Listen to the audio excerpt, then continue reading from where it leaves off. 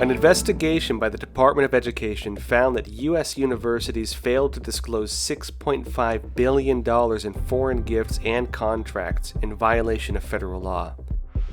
Also, a former business associate of Hunter Biden has allegedly been moved from his prison cell to protect him, and has provided authorities with an email account that is adding to the growing scandal around Biden. Now folks, after Facebook and Twitter censored a New York Post article on the Hunter Biden laptop scandal, the issue of political censorship on social media platforms has again become a national discussion. And following the US announcement of bans on Chinese social media apps, WeChat and TikTok, the issues of potential spying through access to personal data has also come into the spotlight. Yet according to Rex Lee, a cybersecurity and privacy advisor, the problems of surveillance capitalism go much deeper, and many big companies could even be violating the law. We've invited Rex Lee to speak with us on this. Let's jump into that now. Now, meanwhile, when it comes to subversion, an investigation by the Department of Education found that U.S. universities failed to disclose $6.5 billion in foreign gifts and contracts. This violates federal law, which requires that schools disclose foreign gifts and contracts to the Department of Education twice a year. Now, these findings were revealed by Education Secretary Betsy DeVos alongside officials from the Justice Department and the State Department during an event on October 20th. The Department of Education investigated 12 top U.S. universities and found that between 2014 and 2020, they'd received more than $19.6 billion in foreign gifts and contracts. That included close to $1.5 billion from China. Now, Epoch Times reports that Carnegie Mellon University received the most, with around $1.61 billion in foreign gifts and contracts, and that Harvard University received the most from China, at around $116 million. Now, alongside this comes amid questions on how many researchers at these universities have been working on behalf of the Chinese Communist Party. A big part of these investigations, for example, is looking for officials, researchers, students, and academics who have been working on behalf of the Chinese Communist Party, including sometimes with U.S. taxpayer-funded research, some of that going to the Chinese military. There have been several cases on this. And so again, part of the investigation into these universities is looking into academics, professors, students, and so on, who've been working on programs possibly at the behest of the Chinese Communist Party. And on this as well, the Chinese Communist Party, as we've reported previously, has many different programs targeting U.S. researchers, U.S. professors, and U.S. academics when it comes to subverting them, making them serve in their own research the Chinese Communist Party rather than the United States. A lot of times they take money from the CCP. The research they do, sometimes funded by U.S. taxpayers, is benefiting the Chinese Communist Party and the Chinese military. The investigations currently underway are looking into this. And in other news, Facebook CEO Mark Zuckerberg is saying his platform will reduce its content restrictions after the 2020 presidential elections on November 3rd. Fox Business reported that Zuckerberg said in a company conference call that Facebook was attempting to prevent disinformation from spreading around the elections. Now, it cites BuzzFeed News, which quotes Zuckerberg stating, quote, "Once we're past these events and we've resolved them peacefully, I wouldn't expect that we continue to adopt a lot of policies that are restricting a lot more content." Facebook and Twitter are currently being accused of political censorship, mainly against conservatives. The Daily Caller reports that in a call with reporters, Republican Senator Ted Cruz said Facebook and Twitter may be facing, quote, potentially serious campaign finance violations for censoring stories that were unfavorable to Democrats while allowing a critical coverage of Republicans. Cruz also added, quote, "Giant multi-billion-dollar corporations are making multi-billion-dollar contributions to support Biden." And he said again, this may violate campaign finance laws. And also in some related news to this, the New York Post is citing unnamed sources allegedly familiar that Facebook is recruiting Chinese nationals on its censorship programs, that it's recruiting Chinese nationals for programs to censor different articles in the United States. This is raising concerns as to whether Facebook is implementing Chinese-style censorship or censorship of terms deemed unfavorable to the Chinese Communist Party. We have seen, for example, that a lot of news articles, a lot of news outlets like the Epoch Times and NTD have been censored heavily on Facebook. Bevan Cooney, a former business associate of Hunter Biden, son of Democratic presidential nominee Joe Biden, has allegedly been moved from his prison cell to protect him after he provided authorities with an email account exposing Hunter Biden. Now, the claim on this is from Peter Schweizer, author of Clinton Cash and the narrator of the expose documentary on Hunter Biden, Riding the Dragon. Now, you might remember we interviewed the film's director, M.A. Taylor, in a recent episode. Now, Breitbart News published an exclusive story on this incident, noting that Schweizer, who is a senior contributor to the news website, was provided with emails from Bevan Cooney. It also notes that journalist Matthew Tierman is in contact with members of Cooney's family. Now, Tierman wrote on Twitter, quote, "Hearing that Bevan Cooney has just been removed from the federal facility in Oregon that he has been detained in since last year." Now, this incident adds to a large and growing case around Hunter Biden, which includes files allegedly taken from a laptop of his, open source information, and also leaked emails suggesting that he has made international business deals by leveraging Joe Biden's former title as vice president under the Obama administration. And there are also allegations of possible quid pro quo and of sex trafficking. And another exclusive story, Breitbart News reported that Bevan Cooney's emails revealed that associates of Hunter Biden, quote, helped communist-aligned Chinese elites secure White House meetings. That was under the Obama administration. Now again, what are we seeing here? On Hunter Biden, it's likely many more leaks are still to come. And also on the show, we're going to be having some more details on this history as we go forward. Also, in other news, a subcommittee of the Canadian Parliament has determined that the Chinese regime's persecution of Muslim Uyghurs constitutes a genocide. Now, this conclusion was announced on October 21st by the Subcommittee on International Human Rights, that's under Canada's House of Commons. It states in a news release, quote, based on the evidence put forward during the subcommittee hearings, both in 2018 and 2020, the subcommittee is persuaded that the actions of the Chinese Communist Party constitute genocide as laid out in the Genocide Convention. Now, based on this determination, it says the Government of Canada should impose several restrictions on the Chinese Communist Party, including with sanctions.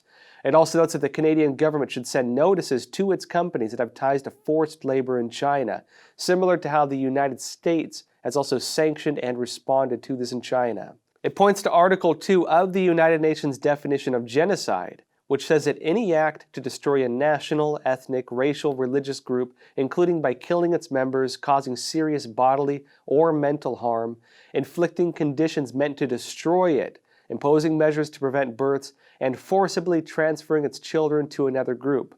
All of these could constitute genocide. Now, the U.S. government has also been looking into whether it can designate the CCP's persecution of Muslim Uyghurs a genocide. On October 16th, White House Security Advisor Robert O'Brien stated, according to Reuters, that the Chinese Communist Party's treatment of Uyghurs is, quote, if not a genocide, something close to it is going on in Xinjiang. Now again, what are we seeing here? As we've previously reported, the Chinese Communist Party has inflicted all of these atrocities. Everything laid out under the definition of genocide, the Chinese Communist Party has in fact done to the Muslim Uyghurs in China. And based on this definition, the Chinese Communist Party could be accused of genocide for many of its other human rights abuses. The type of things designated as genocide could apply to what's done in Tibet, could apply to what it's doing right now as we speak in Inner Mongolia when it comes to ethnic genocide. It could be applied to its persecution of Falun Gong practitioners almost to the T, because a lot of the things it does to the Muslim Uyghurs, it modeled off its persecution of Falun Gong. It could also be applied to its persecution of house Christians and of Catholics. Now, Article 4 of the United Nations document on genocide also states that any person who has committed genocide, whether it's a private individual, a public official, or a state ruler, could be punished for their crimes. When it comes to the CCP's leadership, this could incriminate a large number of officials, including nearly all of its top leaders. Now, meanwhile, U.S. Secretary of State Mike Pompeo announced on October 21st that the State Department is designating 6 more Chinese news outlets operating in the United States as foreign missions of the Chinese Communist Party. Now, as Reuters reports, these will be Yicai Global, Jifeng Daily, Xinming Evening News, Social Sciences in China Press, the Beijing Review, and the Economic Daily. These also bring the number of Chinese news outlets designated as foreign missions of the CCP to 15 this year. Now, Pompeo said this is a move to push back against Chinese communist propaganda efforts, and he noted, quote, "They are also substantially owned or effectively controlled by a foreign government." Now on this, many Chinese news outlets were already designated under the Foreign Agents Registration Act, or FARA. So how is the foreign mission designation different? Now under FARA, it means basically you're acting as a foreign agent of another government. But when it comes to this foreign mission designation, this means that they're essentially branches of the Chinese communist system, that they're government branches, not independent news outlets. In previous posts, Pompeo has noted that when it comes to the company's structures, they function like government branches, not like independent news outlets. When it comes to the Chinese Communist Party also, information is one of the key ways it tries to control the population. Information is one of its main systems of control. Again, going back to the three warfares doctrine in its military code: psychological warfare, legal warfare, and media warfare. In China, there's no such thing as an independent news outlet. If you're independent, well, you're going to be shut down, or the Chinese Communist Party is going to blacklist you, or you're going to be serving their interests. That's how it works. That's why Epoch Times, for example, is blacklisted in China. And in other news, the U.S. Department of Justice and Homeland Security Department announced a new final rule amending their regulations to prevent illegal immigrants who have been involved in crimes from obtaining asylum status in the United States. It was added on October 21st and will go into effect in 30 days after that date. Now, this new rule will prevent illegal immigrants from receiving asylum status in the United States if they're convicted felons, have gotten a drunk driving DUI, are gang members, have been engaged in human smuggling, or have harbored other illegal immigrants, have allegedly re-entered the United States, or been involved in other crimes at the federal or state level, including with misdemeanors. When it comes to this as well, the United States, basically a lot of the people illegally immigrating to the United States previously would cross the border illegally, say they're applying for asylum status, and they'd be granted essentially indefinite ability to stay in the United States. The U.S. government pushed back on that a bit. It's making it so that when they're caught illegally entering the United States, in other words, not going through the normal asylum process, that they're sent back to Mexico to wait for their case to be reviewed. And under this new rule, it means that if these people come into the U.S. illegally and then trying to apply for asylum status, if they've been involved in crimes, gang activities, if drug smuggling, human trafficking, any of these crimes, it means they will not be eligible to get asylum status in the United States. Or for that matter, if they try to illegally re-enter the United States after they've been sent back for their cases to be reviewed. Now folks, after Facebook and Twitter censored a New York Post article on the Hunter Biden laptop scandal, the issue of political censorship on social media platforms has again become a national discussion. And following the U.S. announcement of bans on Chinese social media apps, WeChat and TikTok, the issues of potential spying through access to personal data has also come into the spotlight. Yet according to Rex Lee, a cybersecurity and privacy advisor, the problems of surveillance capitalism go much deeper, and many big companies could even be violating the law. We've invited Rex Lee to speak with us on this. Let's jump into that now. Hey Rex Lee, it's great having you on Crossroads. Good to be here, Josh.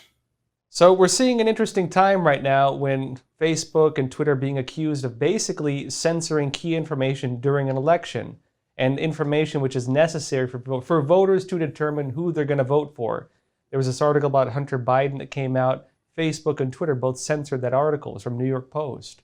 And now we're seeing again that they're being subpoenaed possibly to go and testify about this. And Rex, I know, of course, you and I worked together a bit at Epoch Times, and you wrote a lot of investigative stories looking into the data mining operations of these companies. Different companies are selling our data too, and the different ways that they use these platforms really, in a way, to manipulate public opinion, some of the things you talked about. But I guess first off, let's start with the top, with this latest news piece. What do you think some of the questions are that should be asked if Twitter and Facebook have to meet with senators again and talk about what they did and when it comes to censorship? Yeah, that's a great topic. The questions that the senators should focus on regarding the Commerce Senate hearing regarding 230 that's coming up on October 28th should really center their questions not only on the ability for these platforms to operate like publishers and their ability to censor news, but also how they collect information from the end users. I think that gets overlooked, and how much information is being collected on the end users and how that information can be manipulated in order to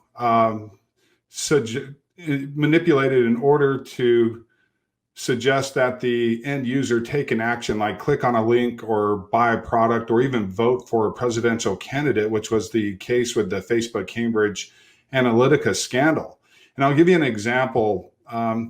What these companies are doing is they collect your information two ways. One way is when you're online and on the platform. So if you were using your Facebook account, for example, and you were on your account and reading information, sending information, and so forth, they can collect that information as well. But what a lot of people are unaware of is the fact that these social media platforms, such as Twitter and Facebook, can actually surveil and data mine the end user even when they're not on the platforms through the app itself. As a matter of fact, most of the information collected on the end user has nothing to do with the end user's use of the app or platform, but rather the information is being collected from the end user through the app, such as the end user's contact information, their emails, email attachments, photos, as well as their instant messages.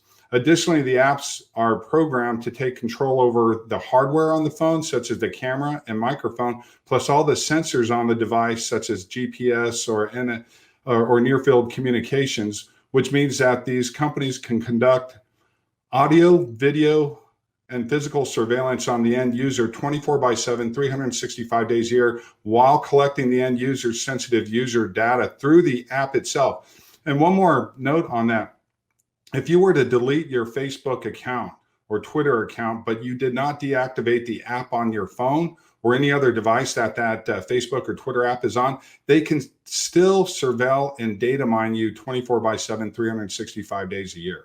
And that's because they separate the terms of use of the app from the terms of use for the online use of their apps and platforms like Facebook and Twitter. Well, and this brings up something interesting, which is, you might remember a few years back, there was a big scandal. Twitter came out and announced they were going to track users off platform.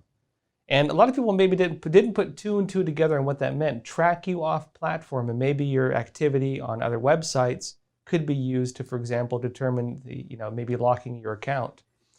In addition to that, there was a big scandal where Google was found to basically be, actually recording people when they were using their devices. And in fact, you can still go onto your Google account. I mean, I made it so it doesn't collect this on me because you can edit some of these things.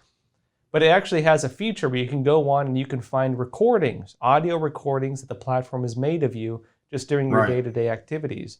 A lot of these platforms do this.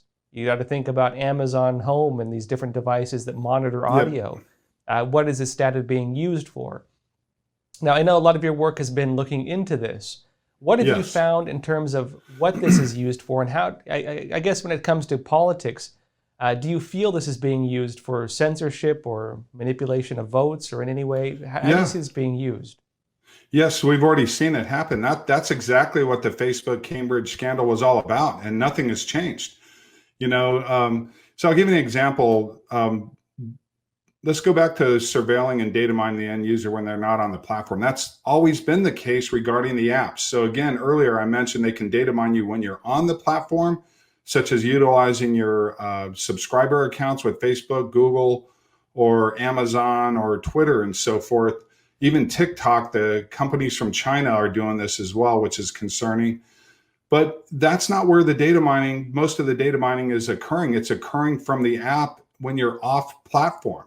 Everybody sees advertisements pop up on their feeds when they're having a conversation with somebody. That's because the apps control the camera and the microphone on the device, and they can record you without your confirmation. You don't know this because that legalese associated with that permission is hidden in the device and not published online within your online privacy policies, terms and conditions, and end user licensing agreements. It's hidden within the device. I have examples of this. If I could share my screen, I could read you the actual app permissions. If I can't, I'll still read you the actual app permission that says that. And this is the app permission associated with all Android apps. These are apps that are developed for the Android OS, which are developed by Twitter, Facebook, Google. These permissions apply to all of the apps. Yeah. Why don't you read us just the main part of that? Okay, let me locate here. So the camera app permission states this. This is hidden in your device, by the way, if you have an Android device. Allows the app to take pictures and videos with the camera. This permission allows the app to use the camera at any time without your confirmation. Same thing with the microphone. Allows the app to record audio with the microphone. This permission allows the app to record audio at any time without your confirmation. So that's those are just two examples of how these apps and platforms are supported by two sets of terms of use. One is published, and then one is unpublished and or hidden in the device. And those terms of use are the most important to you. And those include application permission statements, application product warnings, and interactive application permission command strings that enable two or more companies to surveil and data mine a smartphone user from a single intrusive application. These are the surveillance and data mining business practices and the terms of use. These are the issues that the senators need to focus on. They're focusing on other things that are not relevant, and they don't understand how these companies collect data on their end users. And those are some of the issues that they need to focus on. Now, Rex, I know you've actually worked on some advisory role with different government officials looking into these activities. Can you tell us a bit about what they were looking at in terms of, let's say, what the main wrongdoings are that they're looking into? One, and in your research, have you found anything that you believe may be illegal or that Yes. the public needs to know about when it comes to possible violations? Yes, there's a lot of things that are going on that I believe are actually illegal according to consumer, child protection, and privacy laws regulated by the Federal Trade Commission, Federal Communications Commission, the DOJ, and state AGs. And those, where I believe those violations of the law are taking place are associated with the terms of use that support the devices, plus the use of intrusive, addictive, and harmful technology, such as the apps are intentionally developed to be addictive, even at the expense of the end user's safety, not according to Rex Lee, but admissions made by Sean Parker, co-founder of Facebook, and Tristan Harris, a former lead product designer for Google. These admissions are being made publicly through interviews with Axios, 60 Minutes, and through documentaries such as The Great Hack, as well as The Social Dilemma that are out on Netflix now. Those are two recent documentaries I suggest people watch.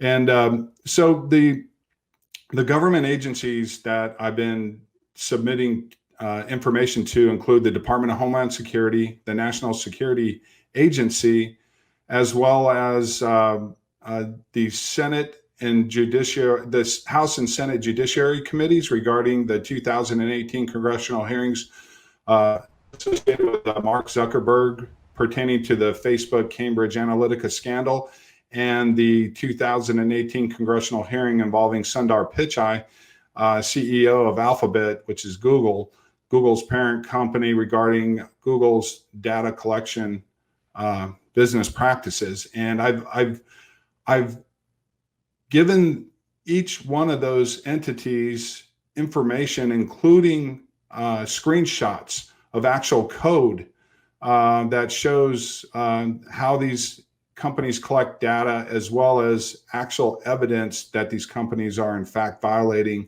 existing laws. These are consumer protection laws that have nothing to do with their protection that is given to them regarding Section 230 either. These are violations of laws that are totally separate from that. And I wrote a couple of articles for the Epic Times based on the fact that agencies such as the FTC and state AGs just are not enforcing existing laws when it comes to big tech. And these are existing consumer protection and privacy laws, as well as child protection and privacy laws as well. Yeah, keep me updated. We'll talk soon. Thanks again, Rex. I will. Thank you, Josh. Now, that said, folks, again, we're broadcasting 5 days a week, Monday through Friday. And also on Sundays, I do a live Q&A, 10:30 p.m. Eastern Time. Also, if you want to support us, please support us on Patreon. You can find the link to that in the description below. If you haven't already also, please don't forget to like and subscribe. It really helps this channel. And if you want to go the extra mile, you can tell a friend or family member about Crossroads. Now, that said, folks, as always, please stay informed and stay free.